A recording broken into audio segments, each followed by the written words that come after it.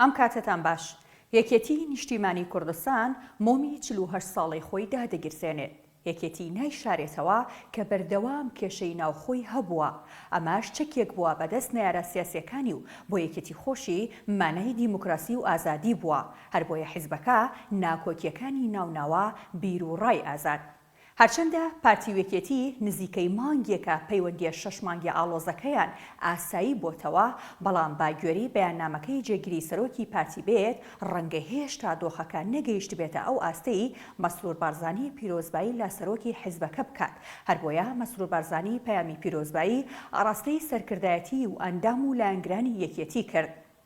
ڕەنگە ئەمەش پەیوەندی بەو ناکۆکیە تازەی بەغدادەوە هەبێت کە لەسەر پرۆژە یاسای بودجێ عێراق لە نێوان پارتی و یەکێتی دروست بوو. جگە لە مەسرور بارزانی هەریەکە لە نێچیروان بارزانی و مەکتەبی سیاسی پارتی پیرۆزباییان لە یەکێتی کرد.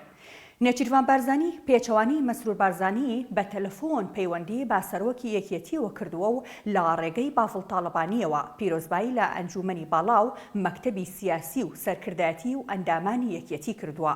هەوکات مەکتەبی سیاسی پارتی پەیامێکی بۆ مەکتەبی سیاسی یەکێتی ناردووە و جەخت لەوە دەکاتەوە کە هەماهەنگی زیاتر بکات بۆ پاراستنی قەواری هەرێم و دەستکەوتەکان. جگە لە پارتی سەرۆکی یەکێتی و مەکتەبی سیاسی دوو پەیامیان بڵاو کردوێتەوە. باڤڵ تاڵەبانی دەڵێت کوردستان با قۆناغێکی هەستیاردا تێدەپەڕێت و ئاڵانگاری گەورەمان لە پێشە. سەرۆکی یەکێتی ئاماژە بەوەش دەکات کە لە یەکڕێزی و تەبایی زامنی مانەوە و بەهێزی قەواری هەرێم دەکات.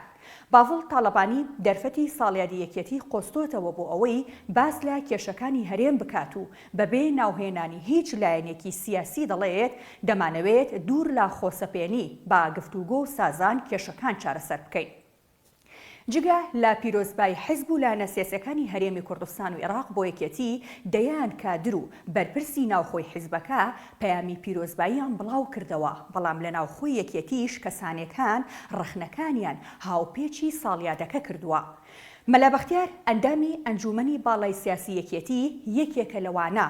ئەو پەیامێکی پیرۆزبایی ڕەخنە ئامێزی بڵاو کردوێتەوە.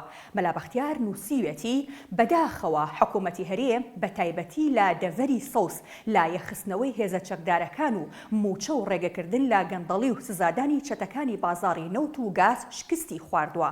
مەلا بەختیار دەڵێت یەکێتی سەرەڕای ئەوەی لە ساڵی ڕابردووەوە بە چڕی هەوڵی داوە وای نیشان بدات کە غەدر لە سلێمانی دەکرێت، بۆیە دۆخی ئابووری و سیاسی دەڤەری سەوس خراپە، بەڵام ئەم هەوڵ و پاساوە هەستی ڕایگشتی سەبارەت با پێگەی یەکێتی خراپتر نەکرد بێت، چاکتری نەکردووە.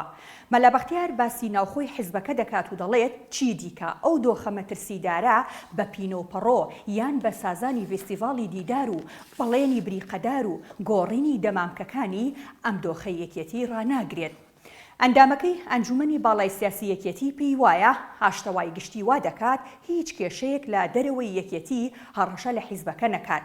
کۆنگرەی نائاسایی و ڕێکەوتنی سیاسی لەسەر ڕیشەکێشکردنی گەندەڵی وا دەکات یەکێتی لەو کێشانە دەربازی ببێت. مەلا بەختیار لە کۆتایی نووسینەکەیدا دەڵێت دڵنیام ئەوانەی پێشنیازم کردوون جێبەجێ نەکرێن یەکێتی دەچێتە دۆخێکی مەترسیدارەوە.